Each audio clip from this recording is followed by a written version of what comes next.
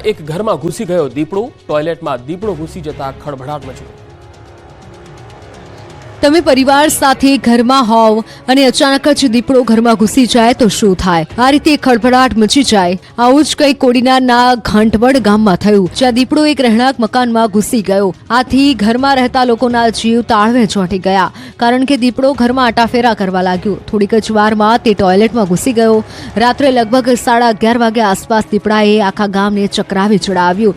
ઘર માલિકે વન વિભાગને જાણ કરતા ટીમ આવી પહોંચી અને દીપડાને પકડવાની તજવીજ હાથ ધરાઈ। લાંબી જહેમત બાદ વન વિભાગે દીપડાને બેભાન કરી પાંજરે પૂર્યો અને ઘર માલિક તથા સ્થાનિકોએ રાહતનો શ્વાસ લીધો।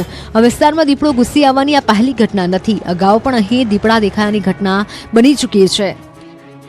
રાજકોટ જીઆઈડીસીમાં ચડ્ડી બનિયાનધારી ગેંગ ત્રાટકી, 3 કારખાનાના તાળા તોડ્યા, 15 લાખ રૂપિયા લઈને ફરાર। રાજકોટમાં ફરી એકવાર ચડ્ડી બનિયાનધારી ગેંગે આતંક મચાવ્યો છે। આ વખતે એક સાથે 3 કારખાનામાં ત્રાટકી પોલીસના હોશ ઉડાવી દીધા છે। શહેરમાં આવેલી જીઆઈડીસીમાં એક મોટી ચોરીની ઘટના ઘટતા લોકોમાં ભયનો માહોલ ફેલાયો છે।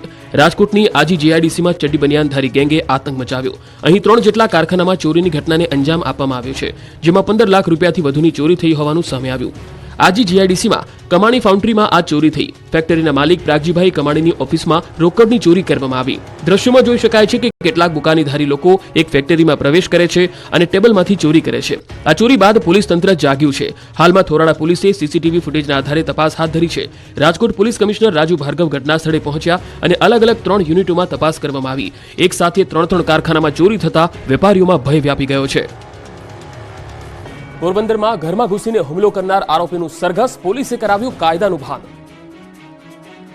પોલીસની સાથે 2 હાથ જોડી ડાયાડમરા થઈને ચાલ્યા આવતા આ શખ્સો છે ગુંડાઓ। શરીફ બનીને ઢીલા ઢફ જેવા થઈને લોકોની માફી માંગતા આ એ જ શખ્સો છે જેમણે ઘરમાં ઘૂસી લાકડીઓ વરસાવી હતી। પોરબંદરમાં ઘરમાં ઘૂસીને હુમલો કરનાર આ શખ્સોને પોલીસે પકડીને કાયદાનું ભાન કરાવ્યું। પોરબંદરના ખાપટના ગ્રીન વેલી સોસાયટીમાં આરોપીએ ઘૂસી શ્વાન બાબતે બબાલ કરી એક ઘરમાં ઘૂસીને હુમલો કર્યો હતો। 8 થી 10 લોકોએ મહિલા અને યુવકને ગાળો આપી લાકડીઓથી હુમલો કર્યો હતો।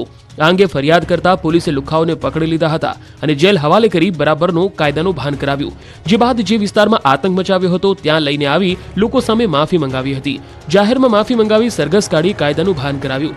સોસાયટીમાં પોલીસે આરોપીઓ પાસે હાથ જોડી માફી મંગાવી। રાધનપુરમાં તંત્રના પાપે જોવા મળ્યા શિયાળે ચોમાસા જેવા દ્રશ્યો, લોકોના ઘરમાં ઘૂસી ગયા પાણી।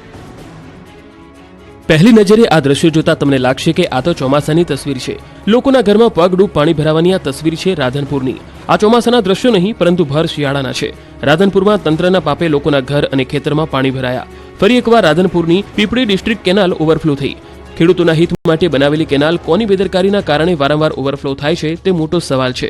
હાલ આ કેનાલ ઓવરફ્લો થતા 15 વીઘા વિસ્તારમાં પાણી ફરી વળ્યા, જેના પગલે ખેડૂતોને મોટા પ્રમાણમાં નુકસાન થયું છે। એરંડા, મકાઈ, ઘઉં અને રાયડાના પાકનો સત્યાનાશ થઈ ગયો। ખેડૂતોની મહેનત ધોવાઈ ગઈ। ખેડૂતોના મતે અધિકારીઓની બેદરકારીના કારણે વારંવાર આ નુકસાન તેમને વેઠવું પડે છે, માટે વહેલી તકે આ પ્રશ્નનો ઉકેલ આવે તેવી ખેડૂતોની માંગ છે। હાલ તો ખેડૂતો માટે આ કેનાલ આશીર્વાદરૂપ નહીં પરંતુ અભિશાપરૂપ સાબિત થઈ રહી છે। ગુજરાતમાં ફરી એકવાર વિધાનસભા ખંડિત થઈ। અંતે અપક્ષ એમએલએ ધર્મેન્દ્રસિંહ વાઘેલાએ રાજીનામું આપ્યું અને કરશે કેસરિયા।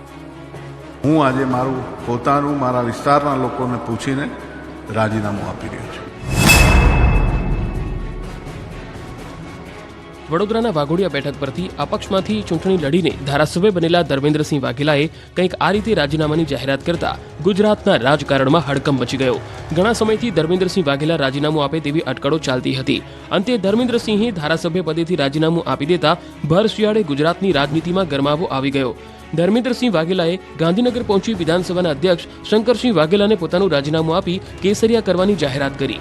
ધર્મેન્દ્રસિંહ વાઘેલાએ વિપક્ષના ધારાસભ્ય ધવલસિંહ ઝાલા સહિતના નેતાઓ સાથે પહોંચી રાજીનામું આપી કહ્યું કે મારી કોઈ મજબૂરી નથી, મને કોઈ લોકસભા વિધાનસભાની પ્રોમિસ નથી। પાર્ટીનો આદેશ હશે તો ચૂંટણી લડીશ, મને કોઈ મંત્રી પદની પણ ઓફર નથી।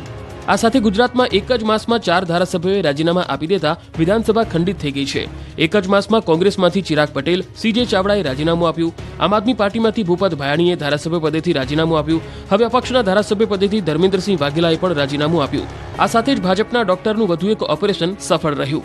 4 ધારાસભ્યના રાજીનામા બાદ વિધાનસભાની બેઠકો 182 માંથી 178 થઈ ગઈ છે, જેમાં ભાજપ 156 ધારાસભ્ય, કોંગ્રેસના 15 બચ્યા, અપક્ષના ઘટીને 2 અને આમ આદમી પાર્ટી અને એનસીપીના 1 ધારાસભ્યનો સમાવેશ થાય છે। તો કોંગ્રેસ એમએલએના રાજીનામા પર બોલ્યા ચુડાસમા. ગીર સોમનાથના કોંગ્રેસ એમએલએ વિમલ ચુડાસમાએ કહ્યું કે કોંગ્રેસના ધારાસભ્યો નારાજ નથી, જેમને જવું છે એ જવાના છે. તો રાજીનામાની અટકળોને ધોરાજીના પૂર્વ ધારાસભ્ય લલિત વસોયા અને લુણાવાડાના ધારાસભ્ય ગુલાબસિંહ ચૌહાણે ફગાવી. લોકસભાની ચૂંટણીને લઈ કોંગ્રેસ પણ એક્શન મોડમાં આવી. બેઠકોનો શરૂ થયો છે ધમધમાટ. લોકસભાની ચૂંટણીને ગણતરીના મહિનાઓ જ બાકી છે ત્યારે કોંગ્રેસ એક્શનમાં આવી ગઈ છે. ગુજરાતમાં તૂટતી કોંગ્રેસમાં પ્રાણ ફૂંકવા માટે પ્રદેશ પ્રભારી મુકુલ વાસનિકે ગુજરાતમાં ધામા નાખ્યા. કોંગ્રેસના નેતાઓ સાથે બેઠક કરી હતી. અમદાવાદમાં કોંગ્રેસ કાર્યાલય પર પ્રદેશ ઇલેક્શન કમિટીની બેઠક મળી હતી. સ્ક્રીનિંગ કમિટીની રચના થયા બાદ પહેલીવાર મળી બેઠક. બેઠકમાં સ્ક્રીનિંગ કમિટીના સભ્યો હાજર રહ્યા હતા. ગુજરાત સ્ક્રીનિંગ કમિટીના ચેરમેન રજની પાટીલની અધ્યક્ષતામાં મળેલી બેઠકમાં લોકસભા માટે ઉમેદવાર પસંદગી અંગે ચર્ચા થઈ. કેવા ઉમેદવાર પસંદ કરવા તે મુદ્દે મંથન થયું. ચર્ચા બાદ પેનલ નામ તૈયાર કરી દિલ્હી હાઈકમાન્ડને મોકલવામાં આવશે. આપ સાથે ગઠબંધન કરવું કે નહીં તે મુદ્દે પણ વાતચીત થઈ. Gujarat screening committee chairman Rajnibhai પાટીલે હુંકાર કર્યો કે ગુજરાતમાં વધારેમાં વધારે તાકાતથી લડીશું ચૂંટણી. આ બેઠકમાં પ્રદેશ અધ્યક્ષ શક્તિસિંહ ગોહિલ, વિપક્ષ નેતા અમિત ચાવડા, અર્જુન મોઢવાડિયા, ગ્યાસુદ્દીન શેખ, લાલજી દેસાઈ સહિતના નેતાઓ હાજર રહ્યા. તો કોંગ્રેસ એમએલએના રાજીનામા પર મુકુલ વાસનિકે કહ્યું કે કોંગ્રેસ વિચારધારાવાળા લોકો મજબૂતીથી રહેશે. નારાજ નેતાઓ સાથે વાતચીત કરીશું. છોડી ગયેલાઓની અલગ અલગ સ્થિતિ હશે. રાજ્યમાં 48 કલાક બાદ ઠંડીથી મળશે છુટકારો. 2 દિવસ બાદ 3 ડિગ્રી વધશે તાપમાન. રાજ્યમાં શિયાળો તેની ચરમસીમાએ પહોંચ્યો છે. કડકડતી ઠંડીમાં ગુજરાત ઠૂંઠવાઈ ગયું છે. સુસવાટા મારતા પવનમાં લોકો થરથર ધ્રુજી રહ્યા છે. ત્યારે 17 શહેરમાં 15 ડિગ્રીથી નીચે પહોંચ્યો છે પારો. રાજ્યમાં હાલ નલિયા 8.2 ડિગ્રી ઠંડી સાથે સૌથી ઠંડુ શહેર બન્યું છે. આ સાથે અમદાવાદમાં 12.5 ડિગ્રી અને ગાંધીનગરમાં 11 ડિગ્રી તાપમાન નોંધાયું છે. ડીસા અને વડોદરામાં 12 ડિગ્રી, રાજકોટમાં 13 ડિગ્રી, ભુજ, અમરેલી, કેશોદમાં 13 ડિગ્રી તાપમાન નોંધાયું છે. હાલ રાજ્યમાં ઉત્તર પૂર્વીય પવન ફૂંકાઈ રહ્યા છે. ત્યારે હવામાન વિભાગે આગાહી કરી છે કે આગામી 2 દિવસમાં તાપમાનમાં વધારો થશે, એટલે કે ઠંડી ઘટશે. લોકોને ઠંડીથી રાહત મળશે. રાજકોટ મહાનગરપાલિકાએ પાણીનું 28 લાખનું બિલ ફટકારતા મહિલાઓનો હોબાળો. રાજકોટના રેલનગર વિસ્તારમાં આરએમસીની કચેરીએ મહિલાઓએ હોબાળો મચાવ્યો હતો. 2019માં બનેલી સોસાયટીના પાણીના વેરાનું બિલ 28 લાખ ફટકારી દેવાતા રહીશોમાં રોષ જોવા મળી રહ્યો છે. સોસાયટીને 28 લાખનું બિલ ફટકારી પાણી કનેક્શન કાપી નાખવામાં આવ્યું હતું. મહિલાઓ આ અંગે રજૂઆત કરવા પાલિકા કચેરીએ પહોંચી હતી. મહિલાઓનો આરોપ છે કે 5 વર્ષથી બિલ આપ્યા વગર પેનલ્ટી ચઢાવી વ્યાજ ચઢાવી એક સાથે 28 લાખનું બિલ સોંપાયું છે. સોસાયટીમાં હાલ 308 ફ્લેટ છે, જેમાં 165 પરિવાર રહે છે. આ અંગે સ્ટેન્ડિંગ કમિટી ચેરમેને જણાવ્યું હતું કે પાણી કનેક્શન ફરીથી શરૂ કરી દેવામાં આવશે. જો કે સરકારના નિયમ મુજબ તેમણે બિલ તો ભરવું જ પડશે. તેમને મુદત વધારી દેવામાં આવશે. સાથે જ દાવો કર્યો કે બિલ ક્યારેય કોઈના ઘર સુધી પહોંચાડવામાં નથી આવતું હતું. છેલ્લા ઘણા વર્ષોથી ઘરે પહોંચાડવાની સિસ્ટમ બંધ થઈ ચૂકી છે. પાણીપુરીની મજા બીમારીની સજા બની જશે. વડોદરામાં પાણીપુરી વાળાએ તપેલામાં પગથી બટાકા ધોયા. આ વિડીયો જોઈને તમે ક્યારે નહીં ખાઓ પાણીપુરી. હવે અમે જે દ્રશ્ય બતાવવા જઈ રહ્યા છીએ તે નિહાળી પાણીપુરીના રસિયાઓ બીજી વાર પાણીપુરી નહીં ખાય. પાણીપુરીના પ્યાસાઓ જુઓ આ દ્રશ્યો. પાણીપુરીની મજા બીમારીની સજા આપનારા ખતરનાક દ્રશ્યો છે વડોદરાના. વડોદરા શહેરના દાંડિયા બજાર રોડ પર પાણીપુરીના લારી ધારક દ્વારા ફૂટપાથ પર ખુલ્લેઆમ તપેલામાં પગથી બટાકા ધોતા હોવાનો વિડીયો વાયરલ થયો છે, જેના કારણે તંત્ર દોડતું થયું હતું. વિડીયો વાયરલ થતા જ લારી ધારક લારી બંધ કરી ફરાર થયો છે. પાણીપુરીના ચટકો લેતા શહેરીજનો માટે આ ચોંકાવનારો કિસ્સો સપાટી પર આવ્યો છે. લારી ધારક પગથી પાણીપુરીના બટાકા ધોઈ રહ્યો હતો. દાંડિયા બજાર રોડ પર ગણપતિ મંદિર નજીક ભૈરુનાથ આઈસ્ક્રીમની બહાર પાણીપુરીની લારી ચલાવતો શખ્સ રાત્રે ફૂટપાથ પર ભરચક રોડ પર તપેલામાં બટાકાને ધોઈ રહ્યો છે. આ વિડીયો વાયરલ થતા જ નમૂના લઈ સંતોષ માનતું ખોરાક શાખાએ દોડી જઈ તપાસ શરૂ કરી હતી. આરોગ્ય વિભાગની ટીમે લારી જપ્ત કરી છે. સાથે લારી ઊભી રખાવનાર ભૈરુનાથ આઈસ્ક્રીમની દુકાન પર કાર્યવાહી કરી આઈસ્ક્રીમના સેમ્પલને તપાસ અર્થે મોકલ્યા છે. ગોંડલમાં કોલેજના નહીં સ્કૂલના વિદ્યાર્થીઓ સાથે થયું રેગિંગ. ધોળકિયા સ્કૂલની હોસ્ટેલમાં ધોરણ 10ના વિદ્યાર્થી પર રેગિંગ. 4 છાત્રોએ પટ્ટા ફટકાર્યા. ગોંડલની ધોળકિયા ઇન્ટરનેશનલ સ્કૂલની હોસ્ટેલમાં રહેતા તરુણને તેના 2 રૂમ પાર્ટનર સહિત 4 વિદ્યાર્થીઓએ ટીક્કા-પાટુ સાથે બહેરમેથી માર મારતા તરુણને સિવિલ હોસ્પિટલ ખસેડાયો હતો અને બનાવ અંગે પોલીસ ફરિયાદની તજવીજ હાથ ધરાઈ હતી. બીજી બાજુ તરુણ પર રેગિંગ કરનારા 2 મુખ્ય સૂત્રધાર સમા વિદ્યાર્થીને તત્કાલ સસ્પેન્ડ કરી દેવાયાનો દાવો સ્કૂલના કેમ્પસ ડિરેક્ટર દ્વારા કરાયો હતો. 2 રૂમ પાર્ટનર અને હોસ્ટેલના 2 વિદ્યાર્થીઓએ કોઈ બાબતે તકરાર થઈ હતી, જે બાદ જ્ઞાતિ પ્રત્યે હળદૂત કરી પટ્ટાથી બહેરેમીથી માર માર્યો. પીડિતને એવો માર માર્યો કે હોસ્પિટલે દાખલ થવાની ફરજ પડી હતી. પીડિત વિદ્યાર્થીનું કહેવું છે કે બનાવ બાદ તેની પાસે એક શિક્ષકે માફીપત્ર લખાવ્યું હતું, તો સ્કૂલ સંચાલકોએ વાલીને મોડે જાણ કરી હોવાનો પણ આક્ષેપ થયો છે. આ બનાવ બાદ વાલીઓએ પોલીસને રજૂઆત પણ કરી છે. માસૂમ બાળક પર કરાયેલા અત્યાચારને લઈને મેઘવાળ સમાજ રોષે ભરાયો છે.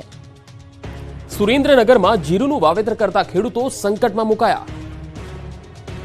જીરુથી જાજરમાન બનેલા ખેડૂતોને જીરુએ જ સંકટમાં મૂક્યા છે. સુરેન્દ્રનગર જિલ્લામાં જીરુની ખેતી કરતા ખેડૂતો મુશ્કેલીમાં મુકાયા છે. સુરેન્દ્રનગર જિલ્લાના ખેડૂતોએ અંદાજે 70,000 હેક્ટર કરતાં પણ વધુ જમીનમાં સારા પાકની આશાએ જીરુનું વાવેતર કર્યું છે. જેમાં વઢવાણ તાલુકાના ખેડૂતોએ પણ બિયારણ, ખાતર, દવાઓ પાછળ લાખોનો ખર્ચ કરી જીરાનું વાવેતર કર્યું છે. પરંતુ ચાલુ વર્ષે કમોસમી વરસાદ અને ઓછી ઠંડીના કારણે જીરાના પાકમાં સુકારો આવી ગયો છે. ખેડૂતોએ તનતોડ મહેનત કરી કરેલ જીરાના પાકને નુકસાની થતા અંદાજે 40 થી 50% જેટલા ઉત્પાદનમાં ઘટાડો થવાની શક્યતાઓ સેવાઈ રહી છે. તો બીજી બાજુ ખેડૂતો જીરાનો જે પાક બચ્યો છે તેને બચાવવા હાલ દવાનો છંટકાવ કરવાનો વારો આવતા ખેડૂતોનો બોજો વધ્યો છે.